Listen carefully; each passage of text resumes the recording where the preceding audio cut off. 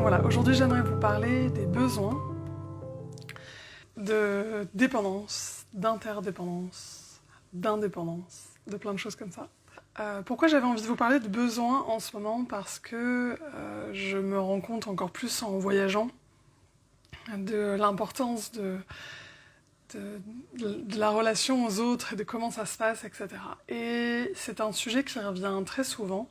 C'est même une tendance que j'ai vue ces derniers temps, la tendance à devenir extrêmement, vouloir être absolument indépendant de tout, comme si c'était une voie de sortie. Et je voulais vous montrer aujourd'hui qu'hélas, c'était simplement un cercle vicieux. Enfin, comme toujours, il y a des choses positives et négatives, on va les voir. Et j'avais envie de vous proposer encore une fois une autre voie qui, je pense, est une bonne sortie de ce cercle vicieux. Alors, d'abord, là où j'aimerais commencer, c'est la notion de la dépendance. Il y a beaucoup de gens qui disent détester être dépendant, et je voulais quand même revenir sur le fait qu'en tant qu'être humain, c'est notre réalité depuis qu'on est né, puisque contrairement, alors je prends toujours l'exemple du bébé girafe ou du bébé, ce que vous voulez, lapin, de toute façon, s'il est pas... La girafe, je trouve que c'est encore plus visible parce qu'avec ses grandes pattes, elle doit se lever et elle doit suivre le troupeau, et si elle n'y arrive pas, bah, c'est terminé pour elle. Alors qu'on voit bien que nous, ça ne nous viendrait pas à l'idée de dire à un bébé, bah écoute, si tu me suis pas, là... je vais me balader ou je pars en week-end, bon bah au revoir. Donc vous voyez bien que c'est pas du tout logique, on le sait, si vous avez la chance d'être parent ou que vous êtes comme moi une tata gaga et que vous adorez les enfants autour de vous, vous voyez bien en fait les besoins, non seulement physiques mais aussi, et j'allais dire presque surtout émotionnels, de présence, d'affection, de rassurance, etc. qu'il y a. Donc on vient de cet endroit-là, ce qui fait qu'on va se construire avec notre entourage. En fait, on va développer une personnalité pour être aimé, pour être accepté par la tribu, pour être validé et pour recevoir ce dont on a besoin, en fait. Donc c'est pour ça que je voulais vous parler de besoins en premier. Et donc vous voyez bien que c'est évident, il y a des besoins, on a besoin de manger, on a besoin de dormir, on a besoin d'avoir un minimum chaud, en tout cas d'avoir un toit. Mais au bout d'un moment, nos besoins vont être plus spécifiques, on est toutes et tous différents. Et c'est là où il va y avoir de la frustration, et il va y avoir ce jeu un peu de masque social. Alors si vous êtes atypique, et vous savez qu'en plus nous on en a un autre, mais bon déjà, vous voyez bien que va se développer une forme de personnalité, c'est-à-dire qu'on va choisir des traits de caractère qui sont plutôt valorisés dans notre entourage et qui sont assez faciles pour nous à mettre en œuvre, parce que bien sûr on ne va pas choisir quelque chose qui est impossible à faire, et ça va devenir un petit peu notre manière d'être aimé. Et donc vous voyez pourquoi je passe mon temps à vous parler d'authenticité. L'idée c'est d'aller nettoyer ça, en tout cas de revenir à quelque chose de plus global et de plus complet, et de pas juste penser qu'on n'est que ce qu'on a l'habitude de montrer. Et donc cette dépendance, vous le voyez, au bout d'un moment, elle est frustrante, parce que je dis souvent que la famille, c'est le point de départ, c'est pas le point d'arrivée. Et donc forcément, notre famille ne va pas pouvoir répondre à tous nos besoins. Et donc, on va commencer à avoir certains besoins physiques, émotionnels, relationnels, intellectuels, peu importe, qui vont pas être nourris. Et en effet, on a seulement 2 parents, enfin, et encore, pour ceux qui ont la chance d'en avoir 2, il y en a qui en ont qu'un. Donc vous voyez bien que pour ceux qui ont encore plus de chance, il y a la famille élargie, il y a les grands-parents, il y a les tantes, il y a les oncles, qui fait qu'on va avoir plus de support. Mais vous voyez bien que c'est quand même très limité. Là, vous voyez, je vous fais cette vidéo depuis l'Indonésie, depuis Bali, et ce qui est intéressant, c'est que justement les gens vivent encore en famille, donc je l'ai vu, en allant dans des guest house, on voit les gens fonctionner en mode tribu, c'est très très agréable, mais en effet, c'est un énorme avantage, en tout cas pour élever un enfant et avoir plus de moyens de répondre à ses besoins. De l'autre côté, le risque, c'est qu'on va s'enfermer en fait dans un rôle pour être accepté de la tribu, de sa famille, comme vous voulez. Donc à un moment, pour sortir de la privation, puisqu'en général on cherche à une forme d'expansion, enfin en tout cas moi c'est ce que je cherche et beaucoup de gens aussi, et donc du coup on va se dire bon bah moi je ne suis pas que ça, j'ai vraiment besoin de répondre à ces envies, à ces choses, à ces besoins profonds. Et donc, du coup, je vais aller chercher ailleurs et je vais devenir indépendant. Et si vous voyez bien, c'est comme un pendule. Enfin, vous savez que j'aime bien les arcs de cercle qui vont de 0 à 100, mais c'est la même chose avec un pendule. C'est-à-dire que, vous savez, la petite boule là, qui passe d'un côté à l'autre, et bah, vous allez aller de l'autre côté en disant, bah, puisque c'est comme ça, puisqu'on répond pas à ce qui est essentiel pour moi, et bah, il y a un truc un peu de colère, hein, qui fait que bah, je vais répondre toute seule à mes besoins. C'est comme ça. Je vais passer dans l'indépendance et je vais être dans la croyance que moi seule, une forme de toute puissance, j'ai plus besoin des autres. Je m'en sors très bien toute seule, et c'est comme ça, ou tout seul, et c'est comme ça. Et c'est là où, bien entendu, vous voyez bien le côté hyper positif, c'est que c'est grâce à ça que les femmes et beaucoup de minorités, ou beaucoup de visibles ou invisibles, hein, que ce soit des handicaps invisibles ou les personnes racisées, vous voyez bien qu'il y a eu ce combat de dire, non mais en fait, je sors de la place qu'on m'a donnée, et en fait, moi, légalement, je vais aller chercher la capacité d'avoir les mêmes opportunités, les mêmes droits. Donc on parle de l'égalité là. Donc c'est super, parce que là, ça fait bouger le système dans sa globalité, sociétalement, et ça donne beaucoup plus de chances et de possibles, en fait. C'est pour ça que je dis des opportunités. On parle souvent de droits, mais si vous voyez bien, en fait, c'est des opportunités. C'est j'ai le droit de faire ça ou de faire ça. Et là, d'un seul coup, ça va ouvrir et ça va faire quelque chose au niveau global, au niveau sociétal, qui est vraiment essentiel. Et d'ailleurs, merci pour toutes celles et ceux qui se sont battus, parce qu'il y a eu vraiment des grosses batailles, acharnées avant, parce que c'est grâce à ça qu'aujourd'hui, en tant que femme, j'ai une qualité de vie qui est quand même assez remarquable. Même s'il reste tellement de choses à faire, on est bien d'accord, ça n'est pas le sujet. Là, la limite que je voulais vous montrer de l'autre côté du spectre, puisque vous le savez bien, comme je vous l'ai dit, à chaque fois, vous le voyez, à chaque fois, il y a un avantage, un inconvénient, donc c'est un peu compliqué de faire des vidéos très, très rapides en 2 secondes 30 pour vous dire « Ah, ça, c'est vachement mieux que ça ». Parce que quand on est dépendant, c'est extrêmement rassurant, parce qu'on fait partie, on bilingue, on fait partie de quelque chose de plus grand que nous, et donc il y a une forme de sécurité, mais en même temps, il y a une forme d'enfermement. Et quand on va passer de l'autre côté, il y a une forme d'ouverture, de capacité à aller chercher d'autres choses, à se rendre compte aussi, et j'en ai pas parlé, mais bien sûr, quand on se rend compte qu'on est capable de faire énormément de choses qu'on n'avait pas forcément expérimentées avant, parce que c'était pas le rôle qu'on nous avait donné dans la tribu, dans le groupe. Du coup, vous voyez bien que c'est assez extraordinaire de voir toute cette potentialité se développer. Par contre, la grosse limite, que moi je vois, c'est qu'en fait, on est quand même dans une vision moi seul face aux autres, où c'était avant les autres et moi coincé à l'intérieur. Et en fait, vous allez voir qu'à l'intérieur de ça, vous allez arriver, je sais pas où est-ce que vous en êtes dans votre vie, mais une grosse limite qui est je ne peux pas répondre à tous mes besoins toute seule. C'est pas possible. Ou alors, vous êtes dans un délire narcissique très très poussé. Et d'ailleurs, en fait, vous voyez bien que même quand on est narcissique, on utilise les autres pour répondre à ses besoins. Donc, on a des besoins. On a des besoins qui sont relationnels, on a des besoins qui sont, structurels, qui font que, moi je prends toujours l'exemple de on est dépendant des autres. Vous avez vu ce qui s'est passé avec les agriculteurs en France. Moi, là, je vois les routes. Il y a des routes où les grands hôtels très chics, le gouvernement n'a pas mis encore le goudron, etc. Pour y aller, c'est un enfer. C'est que des cailloux. Et c'est là où on voit la limite de... On est dans un système plus global, plus grand que nous, et on a besoin des gens. Moi, aujourd'hui, je suis pas capable de faire pousser mon alimentation, je sais pas filtrer mon eau, il y a je sais pas faire un téléphone, je sais pas mettre en place un réseau pour vous appeler aujourd'hui. Tout ça, c'est technique. Et d'ailleurs, encore, la technique, vous voyez, j'ai encore des problèmes de micro et d'autres choses. Donc, voilà. Juste pour vous dire qu'en fait, à un moment, du coup, vous allez retomber dans cette obligation de devoir demander à l'autre et de devoir se forcer à aller relationner. Et c'est là que ça devient douloureux. C'est là où moi, j'appelle ça un cercle vicieux, parce que vous avez l'impression d'aller retomber dans une forme de dépendance. Et forcément, vous allez mal le vivre parce que vous l'avez quitté en disant « c'est nul, j'en veux plus ».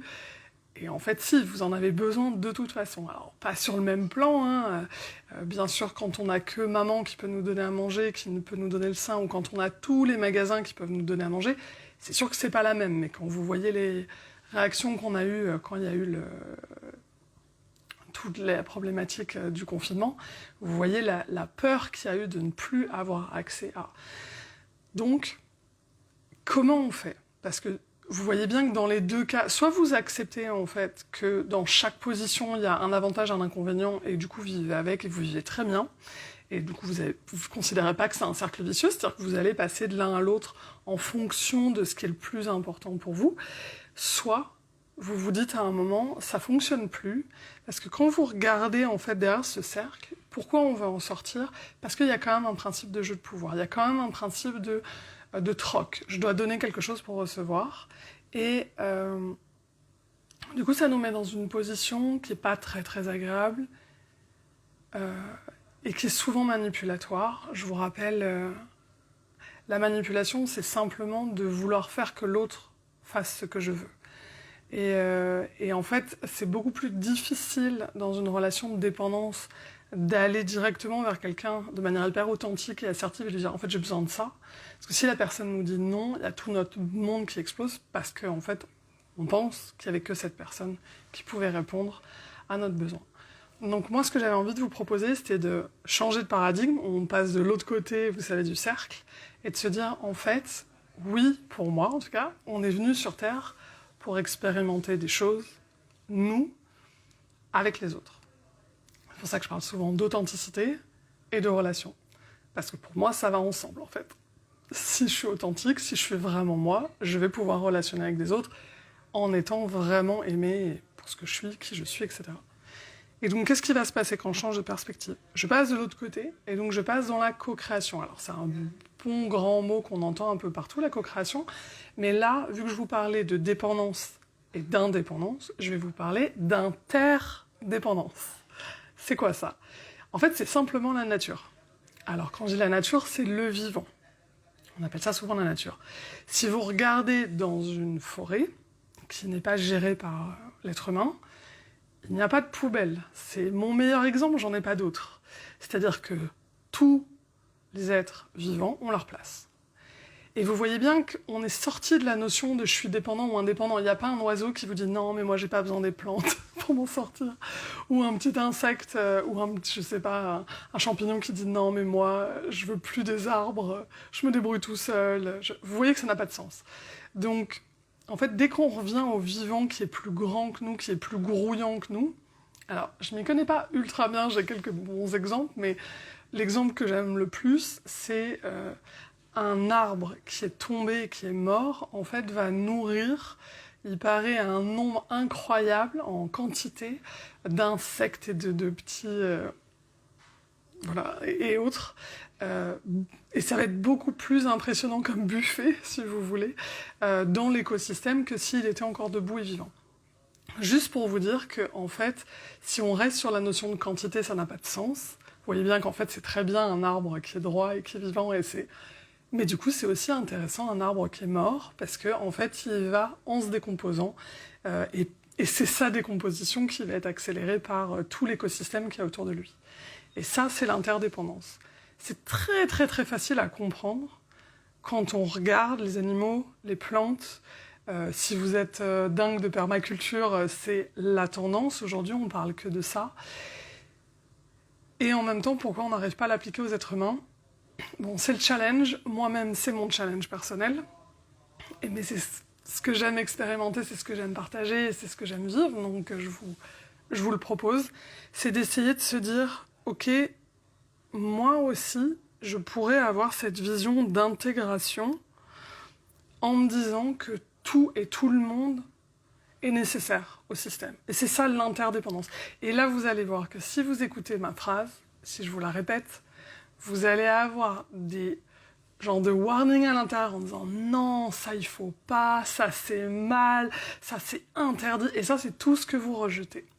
Moi-même, quand je le dis, ça me le fait.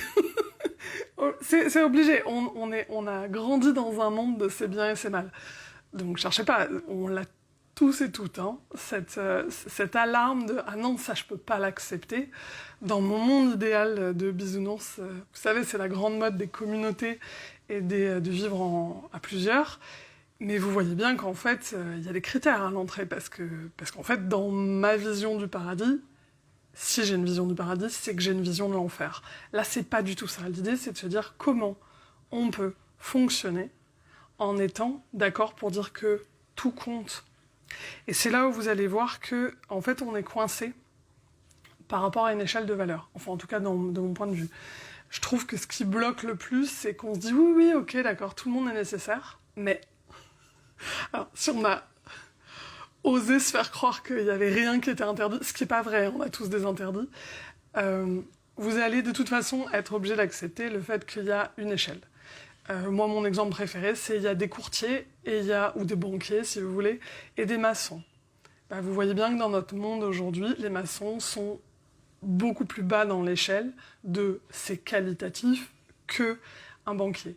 Et en fait, c'est ça qui fait qu'on n'arrive pas à être dans l'interdépendance, mais qu'on va être dans la dépendance-indépendance, parce qu'en fait, on a créé une forme d'échelle, où on a dit ça c'est en dessous de ça c'est mieux que ça c'est plus important que ça, et on pourrait quand même se poser la question, parce que moi qui ne suis pas capable de faire une cabane, je suis incapable de faire une maison. Et je ne vous parle même pas des travaux que j'ai faits chez moi avant de partir, je ne suis pas capable. Donc, en effet, officiellement, ça coûte moins cher que d'autres choses, alors qu'en vrai, c'est quand même... Enfin, c'est d'un besoin essentiel. Et donc, c'est pour ça que je vous dis, vous allez le voir dans énormément de domaines. Donc, il y a quand même une bonne nouvelle derrière ça, c'est que même si on accepte donc la limite de l'interdépendance et donc de la capacité humaine aujourd'hui à voir et à vivre cette réalité, qui est, de toute façon, j'ai une échelle de valeur, et de toute façon, j'ai une... comment on pourrait dire ça, une règle de c'est bien, c'est mal et d'interdit qui fait que, en gros, je veux bien un monde interdépendant, mais pas avec ces gens-là. Donc moi, je prends toujours l'exemple de la prison. C'est-à-dire, non, mais ces gens-là, on les met dans la prison quand même, c'est interdit. Et bien là, vous allez pouvoir passer à... En tout cas, si vous acceptez ça, pour moi, c'est la limite actuelle, en tout cas sociétale. Et donc, je suis largement dedans, je vois bien mes propres limites, donc je pense que vous pouvez voir les vôtres. Et là, vous allez pouvoir passer à un autre plan qui est, bon, c'est quand même une réalité, puisqu'on est quand même des êtres vivants sur une Terre, et on voit bien qu'aujourd'hui, eh ben, dans les priorités, on a mis les êtres humains avant la nature, c'est-à-dire ne serait-ce que l'eau, les plantes et les forêts et les arbres, et vous voyez bien la catastrophe dans laquelle on est en train d'arriver, puisqu'en fait, on est en train de couper la branche sur laquelle on est. Ça, tout le monde le sait. Je parle même pas des perspectives, etc. Juste, là, moi, j'étais à la plage, moi, j'ai vu plus de plastique que de poissons. Donc, c'est une réalité, point. Après, on en fait ce qu'on veut. Ça, c'est autre chose. Et donc, moi, ce que j'aimerais vous proposer, dans cette vision d'interdépendance, c'est de se dire, aujourd'hui, en fait, si on était tous en cercle, vous savez que j'adore ça, dans ce système, qu'est-ce que moi, je propose ? C'est quoi ma valeur ? Alors, je vais plutôt le dire autrement. Qu'est-ce que j'offre en tant que personne ? C'est quoi mes valeurs ? Qu'est-ce que j'offre en tant que compétence ? Qu'est-ce que j'offre en tant que savoir-être, savoir-faire ? C'est toujours les mêmes choses. Oui, ça fait très entretien d'embauche. Pour certaines personnes, ça va vous rappeler des choses, mais c'est vraiment ça, en fait. C'est qu'est-ce que je suis venue expérimenter sur Terre ? Et donc, du coup, qu'est-ce qui est important pour moi ? Je prends toujours l'exemple très facile, la comparaison de... Si vous êtes venu vous incarner en oiseau et que vous passez votre temps à regarder les poissons en disant « Ah, mais ils sont tellement mieux que moi » ou « J'aimerais tellement... » Vous voyez bien que vous passez à côté un peu de votre vie, de ce qui était vraiment important pour vous, de ce que vous aviez envie de faire, etc. Là, c'est la même chose. Qu'est-ce qui est vraiment fondamental chez vous ? Qu'est-ce que j'offre au monde ? Quand je suis pleinement moi, alors vous voyez que ça demande de faire le travail d'authenticité et d'ouvrir un peu tout ce qu'on est à l'intérieur de soi, mais une fois qu'on le fait, vraiment, qu'est-ce que j'offre ?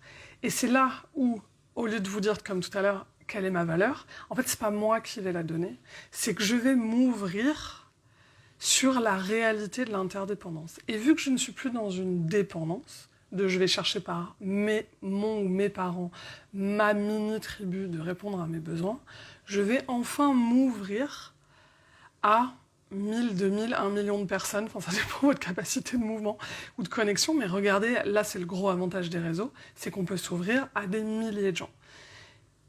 De manière presque tangible, puisqu'en tout cas les gens commentent. Et c'est là où vous allez pouvoir en fait avoir un retour sur en fait quelle est ma valeur dans le système à l'heure actuelle. J'ai forcément une valeur pour certaines personnes. Si vous êtes un poisson, l'eau a beaucoup plus de valeur que l'air dans le ciel, etc. Enfin, vous voyez, c'est toujours, je prends toujours des parallèles assez sortis du vivant et sortis du monde humain, parce qu'en fait, c'est tellement compliqué pour nous émotionnellement de le comprendre, parce qu'on n'est pas encore dans cette réalité-là, on n'est pas encore arrivé à vraiment le vivre pleinement ensemble. Qu'en fait, il faut retourner un peu dans le règne animal et végétal pour pouvoir s'en rendre compte.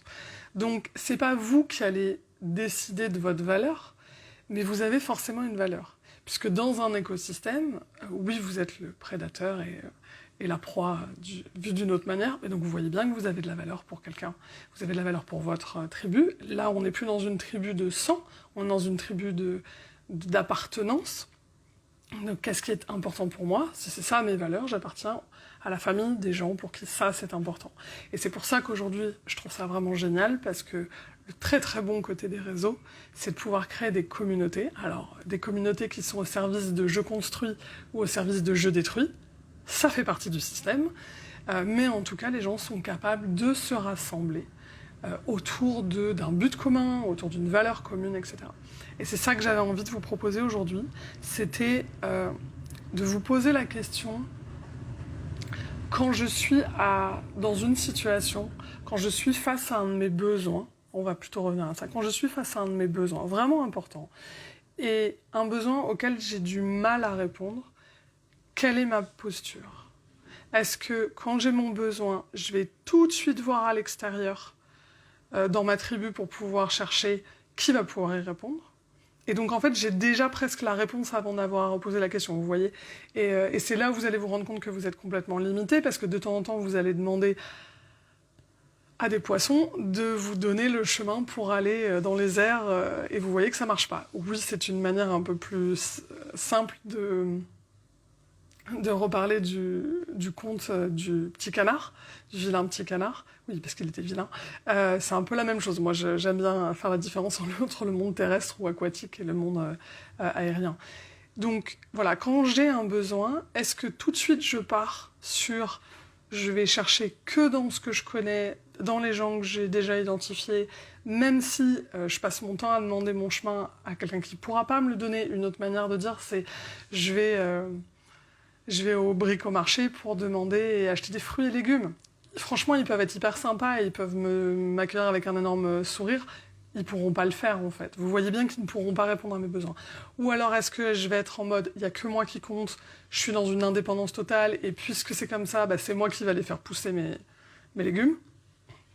Ou alors, est-ce que vous vous dites, en fait, je vais m'ouvrir à la vie, je vais accepter que le monde est immense, quelle que soit votre croyance, et de vous dire, je suis prête à accepter, à assumer et à demander presque un peu au plus grand nombre, c'est-à-dire même à l'invisible, même à vos guides, même à Dieu, même à la source.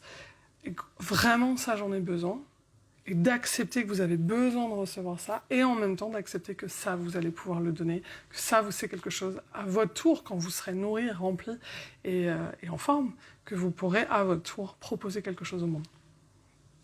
Voilà, et donc du coup, quand vous entendrez des demandes de la part de personnes qui ont des immenses besoins, vous verrez que c'est hyper simple d'y répondre, parce que vous savez encore plus à quel point c'est génial de recevoir quand c'est le bon moment pour soi, et d'une manière presque un peu magique. Et ça, pour le coup, je trouve qu'on le vit très souvent dans les rencontres qu'on fait quand on part justement en voyage, où il y a des... Voilà, si vous croyez aux anges, il y a vraiment des gens sur notre chemin qui viennent nous aider à des moments et qui sont des rencontres absolument incroyables. Mais c'est un autre sujet. Donc, je vous laisse avec ça. Réfléchissez avec vos besoins. Comment est-ce que ça s'exprime? Comment est-ce que vous allez les chercher à y répondre? Et est-ce que vous avez l'impression d'être coincé? Ou est-ce que vous avez déjà cette capacité à réaliser que tout est là, partout, et que ça arrive. Et voilà, ça m'intéresserait en commentaire. N'hésitez pas à me dire. Voilà. Très très très bonne journée, très bonne semaine et bon printemps à tout le monde. Ciao!